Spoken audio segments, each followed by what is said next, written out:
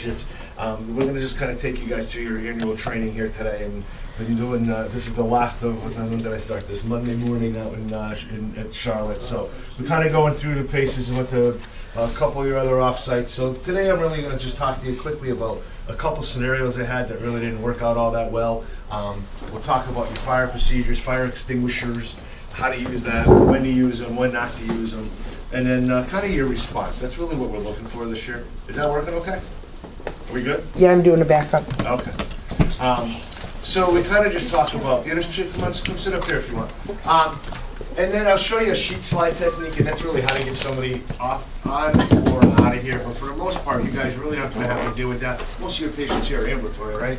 I mean, so you can get them up and get out of here. And if looking at your procedures, that's pretty much what you're supposed to be doing anyway, is just getting yourself out of here. Should the alarm go off. So here comes somebody else. Wait 1 second. Yeah, Brenda. And hello, Brenda. Two other. Very good. Why don't you come on up and there's sign-up sheets here, and you can have a seat right here. Oh, right up front. Yeah, right up front. Why not? Somebody else is coming down. They'll join you too. That's what happens when you're 2 minutes late.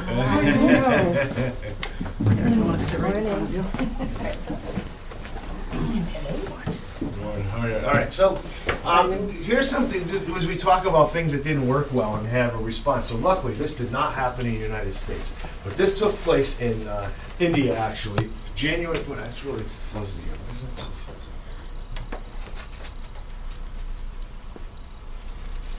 That's a little better. So, dialysis center. The guy up here is on the way. I know it's kind of hard for probably to see here without a screen. Is packing up, just finished his dialysis treatment. Guy laying here, still having his treatment. They had a beef the week before in dialysis.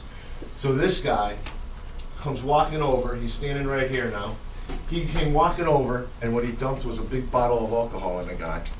The guy then jumps up, who he poured it on. Now they're standing right here. He still gets to he's trying to get up and struggling. He gets his lighter out and lights. And he lit him on fire. So they went from this to that, to this to that in 8 seconds. You had a fuel source, you had a combustion, and boom, this thing goes. All caught in on videotape. The woman that's here with the blanket on her, she died. This guy died. And all these people over here that are there, there's 2 people there, all have smoke inhalation and burns. So this was just a pretty horrific scene. So how the heck do you manage something like this, right? I mean, it's very difficult. Your main objective is we need to do what? We need to rescue people, get them out of harm's way. So it's rescue them, shut the door behind you, and then mark your doors. So you guys have, if the fire is not in your unit, what are we doing? Closing doors. I mean, you guys are a little different here than a hospital. We're basically going to close doors and start working, getting your people out of here, right? Getting your patients out. And where do you guys all go to? Parking lot. So that's where you guys are heading to, is the parking lot. So we got to rescue. That's really what we're doing here. And then the big thing here for you guys is to mark your doors. So you guys have a door marking system here, right? There's tags right here. That's the extinguisher. You have 2 sets of tags. So this tag means what? It's your fire room. This tag means what? Here's how I need this on the doorway, like this. So we want this sitting this way. So if this is our fire room, they're looking at this, and this is what they're seeing. So they know this is the room. And why we use these, it's so important to use these tags, because I'll tell you what, you can get temperatures in a room 600, 700, 800 degrees, easy. You get this thing open and you open up a door that's 600, 700, 800 degrees and get hit in the face with that smoke, you're done. Your eyes instantly dry out and you're in excruciating pain. 9 out of 10 times, what happens is this. You open up that door and get hit in the face with the smoke. It's just like when a car pulls out in front of you. You jump on the brakes and do what? And now it's just your body's natural reaction. So now you just suck in 800 degree heat, toxic smoke to boot. I've been a medic for a lot of years, over 20 years. You're my worst nightmare trying to manage your airway, because what's going on with your airway?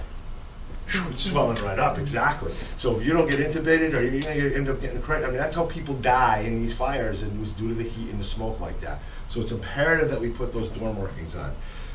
So as we do that, then we're going to start doing is what? Getting people out of here. So we talk about your way you're going to manage this is to race, which is your code red is your code word for fire, right? We start closing doors, start getting people out. It's kind of easier here for you guys because truly you just get out of here. And, you know, so that's really what we're doing here. As far as the fire alarm, many different ways to activate your fire alarm. The most common is right here, right? Pull stations. It's, you know, and where are these pull stations? We always know where they're gonna be. The exit doors? Always near an exit door, exactly. It's the same, if you go out to dinner tonight, you go grocery shopping tonight, after when you get out of here, you're always gonna find them near that exit door. So the other things that way you can activate them is this. You've got smoke detectors, heat detectors, carbon monoxide detectors. You got detectors in your HVAC units. So if smoke gets up in there, it depicts that, the alarm goes, and it actually shuts. There's a door up there, it's called a damper. It shuts down so it doesn't take smoke from here and dump it somewhere else. All those different ways. The other things you have are sprinklers. So if you look above our heads here, you have one here, you have one there. They're all the way down. This building is 100% sprinkled. You guys ever have a busted sprinkler pipe? Or a sprinkler go off in the building? That's a good thing. These sprinklers, here's how they work. Each one needs to get 155 degrees. As this goes off, it dumps out a pattern of water about an 8-foot diameter. As it does that, it activates your alarm, and only one will go, and every one needs to hit 155 degrees before it goes off. So if this one goes off because there's a fire here, that one won't go until that one hits 155, and the next one won't go. So it's not like it's James Bond movies, where one goes, they all go, and they don't work that way. Each one needs to hit 155 degrees, which is good, because I could only imagine the water that this building is old, the water that is in that pipe, it's like oil coming out. It's disgusting. It's mold, mildew, just gross black water pouring out at you at 20 gallons a minute. That's a lot of water. In a typical patient room going off, 2 of them go off because the rooms aren't that big and they can get hot quick. So you get 2 of those going, that's 40 gallons of water a minute coming out at you, of oil. Why is that water, it's not regular tap water that's coming out of there? Sits in those pipes, and every year they drain it, they test it, and then they fill it back up with water, and it sits there for a year. And they don't drain it all completely. It comes from a reserve tank or something? It's a separate pump coming right in from the line, from the road, where the water comes in. It's a separate line, it's a separate pump that's in there, and that operates that. It's not Why like is your that? common water. It's the way they are, because they don't want them off the other, they want it on an own independent system. So that's the way they, every sprinkler system, that's how it is, in its own line. So, lots of different ways. How this works is what comes in, hits your panel. I'm assuming here, I'm not 100% sure, but it goes out to a central monitoring company, correct? And then from there, they would call the fire department. And it would go in. So what it does is any of these things activate, hits that panel. From the panel, goes to a central monitoring company. They then it comes up with Winston Healthcare Center, and they literally hit a button and it dials right into your dispatch center. Hey, we got a fire, an alarm location, here's where it is, here's the address, so on and so forth. So, as we talked about those sprinklers, just remember that 20 gallons a minute, because when we talk about fire response times, it really it kind of comes into play. So the big thing about why we need that alarm done is, the other thing is, actually, and you guys aren't gonna call 5,000, who are you guys, who are you calling? Me. The front desk. Yeah, right, so you're going, and then what are you gonna do? 5,000 does work here, it's Oh, just does it? because of the close proximity, it's usually, we know what the other person is Okay. doing. But So 5,000 you does, would get right to her in reception? yes. Okay, good, all right. So if you did that, you get this phone call, hey, there's a fire going on here, and that's what we want to do, is make sure we do that, so you can do what? Overhead page it? Overhead page. I do call 911. Perfect, good. That's what we want you to do, is a backup call to 911 in case something happened to that alarm company. That alarm Exactly. didn't get in. I don't trust it. Yeah, I mean, and that we always write them in their procedures. You know, I always kind of go back to, my buddy ran Springfield Dispatch for years. Remember when they had that tornado back a few years ago? Mm-hmm. They got almost 2,000 calls in the first 15, 20 minutes into that dispatch center. How the heck are you gonna manage that? If your alarm comes in and you got 2,000 calls coming into Winston PD, I mean, you're never gonna, you know, you can get lost in the shuffle. But a 911 call, you're open and somebody's gonna answer the phone for you. So totally agree with that's the way to go. So all this stuff does not happen really until we get what? That alarm going. You're not gonna, you have internal response people coming to help you internally. You're not gonna get the fire department. None of that happens till that alarm goes. And that's why it's just so important that we pull that alarm. This kind of puts in a perspective, I think, of the program and why we're here and what we're doing. Because there's no doubt that the only way lives are truly saved in healthcare is by you guys.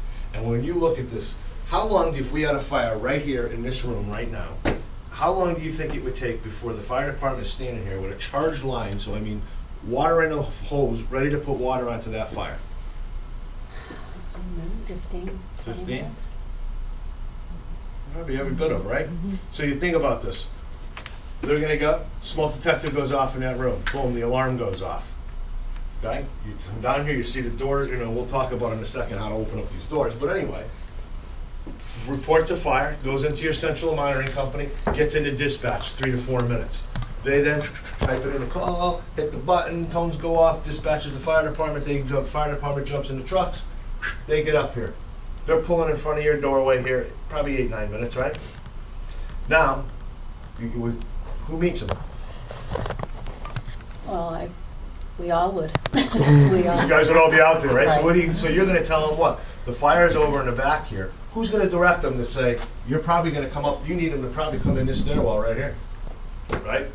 Come up this stairwell, be right here near the fire. Probably what they're gonna do. So, now they gotta come up that stairwell. I'm assuming in here is a steam tube pipe where they can tap into some water, and now they gotta charge their line. Now they're ready to open that door up. We are probably well beyond that 10, 15, you're probably pushing 20 minutes.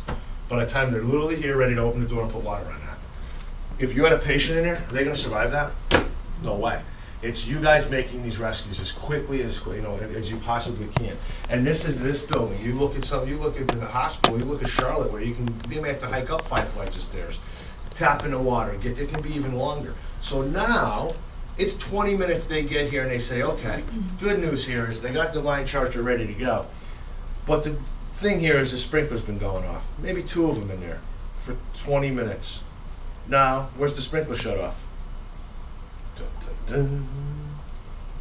Who in the building would know who that is? Is there maintenance here during the day? You know where they are? Downstairs. So now we got to direct the fire department. All right, come with me. We're going to go down the stairs. We're going to go, and it's not like you just turn off your faucet. It's like a big old wheel in there. You got to turn this thing to shut the sprinklers down. You could have this thing going for half an hour. If you had 2 of them going, that's almost 1,000 gallons of water. Where's 1,000 gallons of water going to be going? It's blowing out of here. What's down below us? Boilers. Oh, so now your boilers are getting a little wet. What if the fire was upstairs? Something to think about. It's not always in your procedures, but if you have a fire in this building and the fire is upstairs, you better be thinking, I'm going to be getting wet downstairs, because that's what water is going to do. Follow the path of least resistance, and it typically starts coming out all your lights. That's the first place it comes out. So just be aware of that. Other part of race, which is really important, closing doors, closing windows. Can't stress that enough. Gotta close doors. That's how lives are saved. And if this door is open and you got smoke blowing up and out of here, you're gonna, until you can get everybody out of here, people are at risk. So we always want to make sure we close the door. It contains that fire, keeps it all in there. This is an ER, and we're talking like when I was just up at the ER at Charlotte, and with the construction going on, it's tough. There's stuff everywhere. You gotta make a path. I understand that between you guys and Charlotte, that it's an older building. Nowadays, they build hallways that are huge. I don't know if you've been in UConn.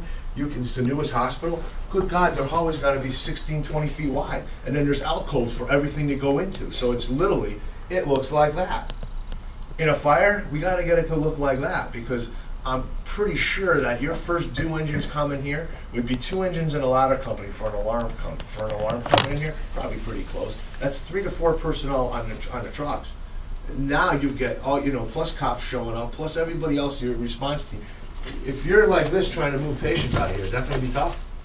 Absolutely. Now I get, the only time you're gonna see it look like that is when the Joint Commission comes. Otherwise, it's never gonna look like that, right? Ever. I totally get it. But the reality is that you just really got to try to make some room. I don't know how much you guys are going to hear this here. Yeah, you're not going to. So we had this hooked up to. So this video that I was showing here, I'll just talk about this real quick to you. So here's this was a nursing home in Tennessee at noontime in July, very hot. They end up having dumping all their patients outside in the parking lot. And the reason why that happened to them is that their building is designed, has the smoke doors, just like the hospital, right, where it keeps you can stay in and you can shift and go horizontal. So what happened to them was Police department came and opened, and when they got there, when the cops got there, they said to the nurse, hey, where's your fire? Where's your fire? And what do you think? They said, oh, 131. So what do you think the cop did? Walked down, opens up the door. As he opens up the door, boom, he gets hit in the face with smoke, and he runs. And he leaves that door open, and it blew smoke in the whole place. Everybody ended up outside. Don't just think because this is a nursing home that hospitals are immune to that. Exeter Hospital this past July dumped their ER and OR at 11 o'clock in the morning outside because they had an odor. People started getting sick. They had no idea what was going on, and they just dumped everybody outside. You know, you guys, this is your standard practice is to come outside. Everybody's ambulatory here. It's not a big deal. It's you can do that. You get ICU, NICUs, those kind of things. That's very difficult. More importantly, you know who the scariest population is if you get outside? Behavioral health. Bring them outside. What are they doing? See ya. They're going, right? That puts a hospital in a pretty big liability. So if we talk about E part of race and evacuation, this is if you have a hallway like this, if all of a sudden you come out of a room and your hallway's full of smoke, stay in the room. All these doors are smoke barrier doors.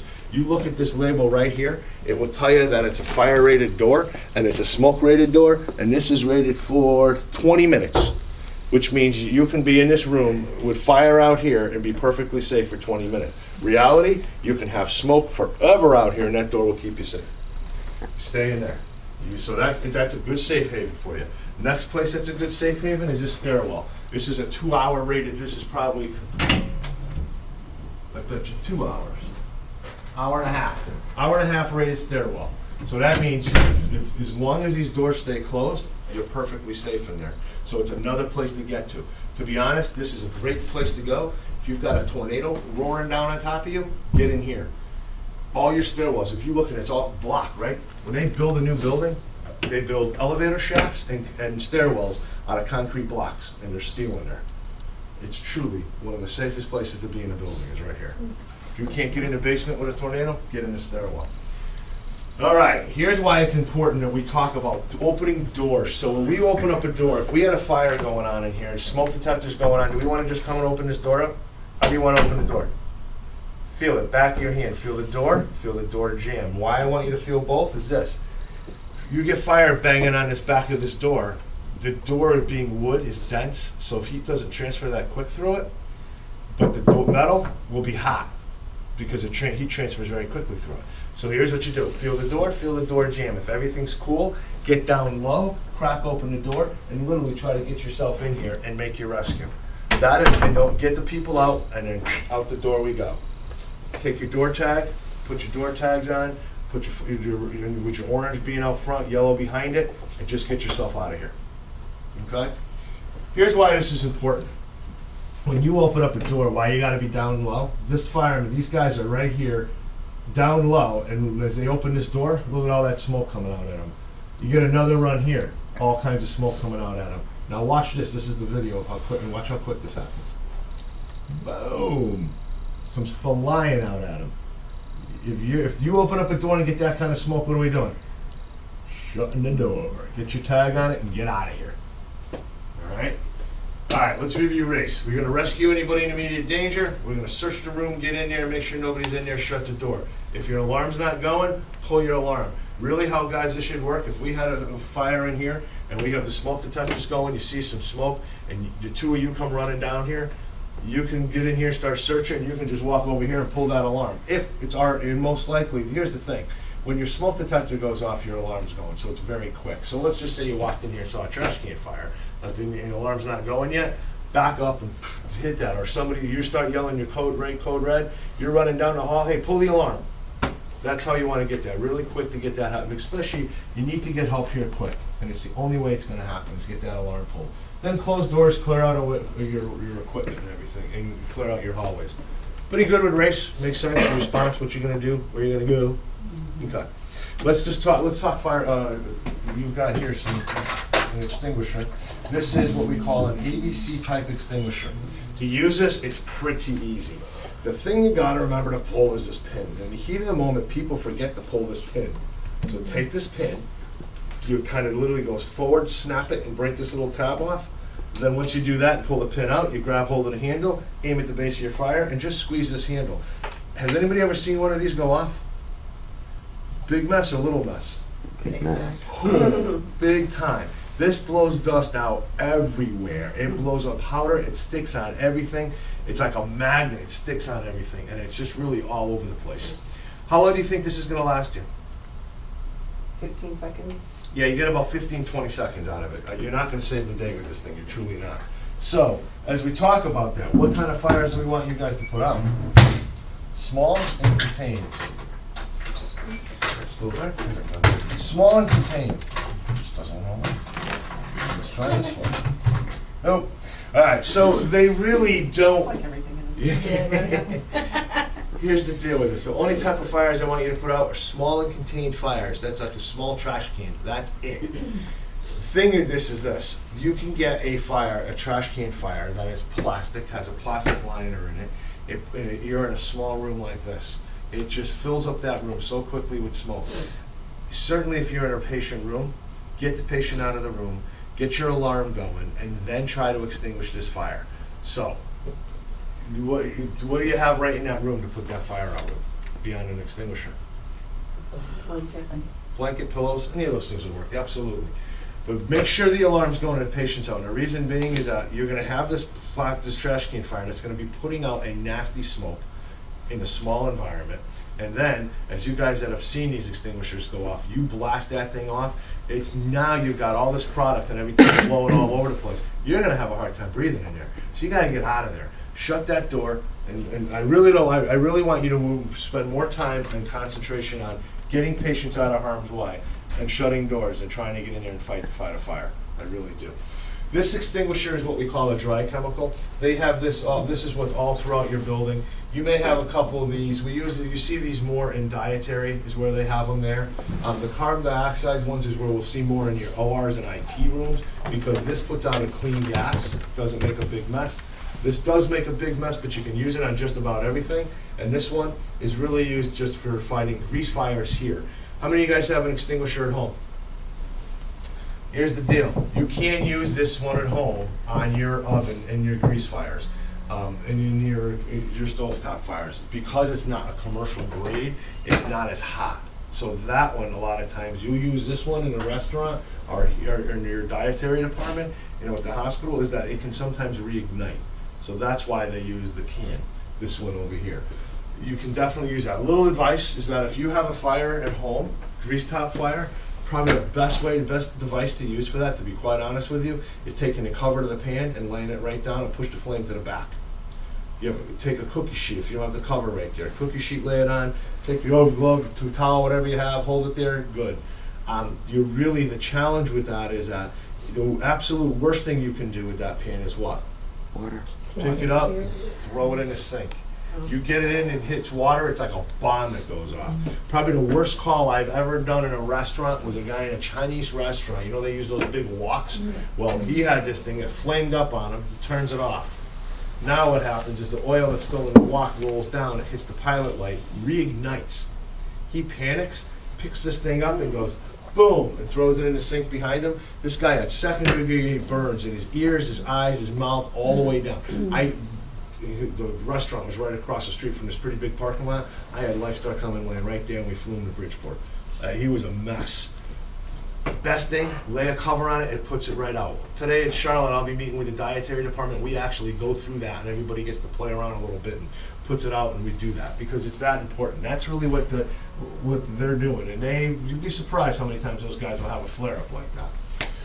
So that's different extinguishers. Again, just to really let you pull, aim, squeeze, sweep. Easy way of doing it. O2 is another thing here that people end up thinking that it's going to blow. It doesn't.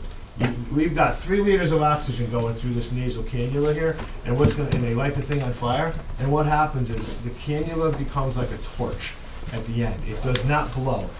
What happens is people think, so it's going to just be a torch blowing out right here. It does not run back, get to the tank, and blow up the tank, or into your wall and blow it up. And the reason why we always got that, we're asked this question like all the time. And then last year, it wasn't granted it was a nursing home, but they went and they had a concentrator in a room with like 3 liters of oxygen going through. And they had a fire, door closed, door tagged, everybody out of there. Staff said, oh my God, there's oxygen on, and they ran in. They opened up the door, all these people, they had a handful of people that had smoke inhalation, smoke filled up the whole corridor, all because of oxygen going on at 3 liters. Who cares? All it's gonna do is that.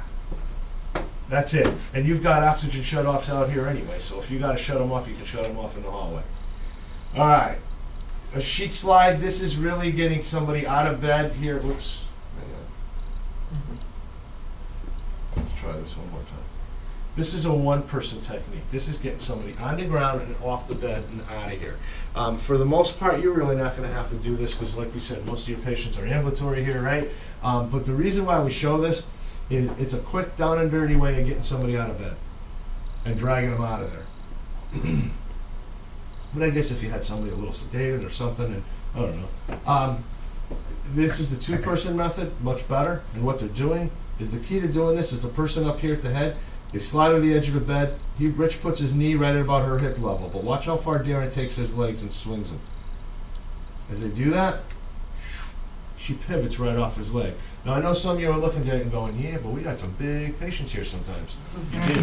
Reality is, the more they weigh, the easier it is to come off the bed. You get somebody that's 100 pounds, you're like dragging them off the bed. The technique for doing this truly works very well. Only time we're doing this, if they stay in that room, they're going to die. That is truly your criteria. I used to just say the fire room, but you guys remember that tornado that hit Joplin, Missouri back a few years ago and devastated that hospital? You saw pictures of it with every window blown out of it. That they were using this technique. But again, the building was caving in around them. So they had to get people out. So that's why we show it to you. Certainly not done all that often. Other thing is fire suppression. Good news is you don't see this. You don't have patients smoking in bed anymore, right? Not like the old days where people would do that here. Where you have your people, they're hiding in bathrooms trying to smoke, thinking they can get away with it. Maybe not so much here because they're not here that long, but certainly in the hospital. This is typically what we see, and this is more people on fire at the, when they do this. You're seeing this more in nursing homes than hospital settings now because most of your hospitals have been smoke-free for so long. Again, they're typically in a bathroom, but believe it or not, we still see 4 or 5 people a year in a nursing home that burn and catch on fire. Typically, they are sitting in a wheelchair, on fire, screaming hysterically with their head cocked back because there's a lapse on fire, and they're doing circles in their wheelchair. The technique, how they did that, is putting them out, is tucking. Tuck, that really puts that fire right out very, very quickly. All right. Last thing we're going to walk you guys through is talking about this, the dangers of smoke. And as we talk about this, this is a sprinkler room. This is a non-sprinkler room over here. So here's work, here's home. What I want to do is timestamp this every 30 seconds, and you tell me, are you comfortable going in this room? Now, all smoke behaves in the same fashion. Smoke goes up, hits the ceiling, banks across. When it hits the walls, it's going to drop down. I don't care if you're in a bathroom or you're in a huge warehouse. That's how smoke behaves. So, as we cruise up to 30 seconds here, smoke detector's going off, alarm's going off, you're standing at the doorway here. Are you comfortable going in and rescuing a patient on that bed right now? With the current conditions? Yeah. Yeah. I think most of us are. We're going to come up to a minute here. You can start seeing a little of that smoke already, right, though? Up there on top. So now, as we come up to a minute, how are you now? Still all right going in? Mm-hmm. So now what's going to happen? In a minute here, you're going to see this pillow start to catch on fire and this black smoke popping off the top of it.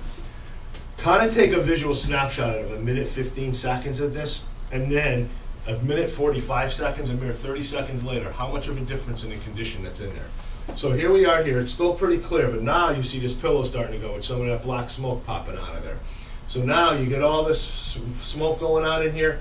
How about now at a minute 30? Still comfortable going in here? And now you're kind of saying, eh. If you are in that room, where are you? Down low, right? Yeah. So now, here we are, and now look at all that smoke, right? This is all that's burning is right here. It's smoky, but is it that hot yet?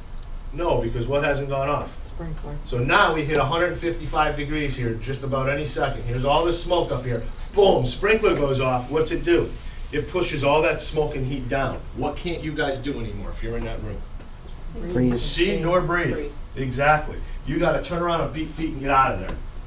So now we are in a room with no sprinkler. 2 minutes you can still, at the 2-minute mark, you can still see the light over there going on, you can see the bed. Just remember that at 2 minutes, because at 3 minutes, it's a huge difference. As you can see, if you're in this room, you're on the floor sucking out every little bit of oxygen you can that's down there on that floor. And this is why people, adults too, hide under beds. If I'm on the floor laying here, and you'll see these books in a second dumping down on top of me, where the heck am I going? I don't want this stuff burning landing on top of me. I'm going to get under a bed. So people do hide under beds. If you're in this fire right now at 3 minutes and 30 seconds, are you going to survive that fire? Here's the scary part. Do you even hear a siren yet? No. You don't. So now we're going to go and we're going to get outside. So now the thing we're showing here is, and we typically say this for more of the off-sites, of how important it is to close windows. All your windows are closed here, right? So you can't open up windows, so you don't have to worry about that. A lot of the off-sites though, and even in the room where we're doing the training in Charlotte, those windows open and close. So you gotta be able to, you gotta shut windows, and here's why.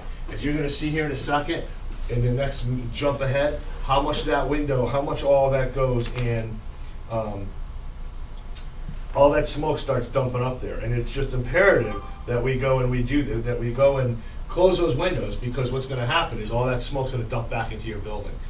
So you'll see here in a minute where this fire really gets cooking in here, right? So this window is going to blow out of there in a second. As that window blows out, more oxygen gets in, and that fire really gets going. So now, at 5 minutes and 30 seconds, you're probably hearing sirens, I'm thinking, right? Are they here yet? Maybe the cops. But I don't think you have fire. I don't think you have any fire apparatus in your parking lot yet. So this thing blows out. It really gets going, and now this is probably your first due engine. This is what they're seeing right there. All right. Now here's the amazing part of this. This is our room with the sprinkler. Look how intact that room is. What do we have for? What do we? The only thing that caught fire, guys, is right here. But that got hot enough to do what? Activate a sprinkler and get you to say in a minute 30 seconds, I don't really want to be in this room anymore. That little bit of a fire. This is what we call room and contents. No sprinkler, this is home, everything burned in here. There's nothing really left here. How the heck do you survive a fire like that at home? Only you need to have a very good smoke detection system in your house. So what do I mean? Your smoke detectors, they need to be tied in.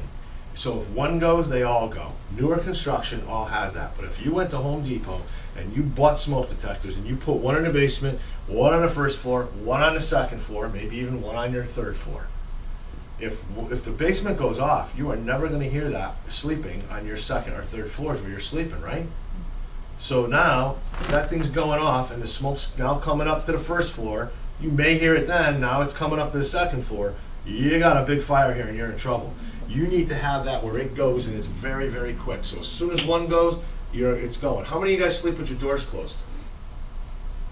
It's about right. 1 to 2 people. I don't care how big the group is. Most people don't. Why? Because most of us have kids, right? So you always got to have that ear open. I get it. I always had my door open too. And then when my son, I think when I finally started closing, it was the first year my son went to college and came home for the summer, and he's coming home at 2 o'clock in the morning waking me up, and I got sick of it. I started shutting the door all the time, and now truly I just leave it shut. It gives you a little more time. If your smoke detector goes off, you may not be waking up to a mouthful of smoke. So it truly can give you a little more time. Other thing, we talk about fires in homes. We talked about kitchen fires. Where's the other big area for fires in homes?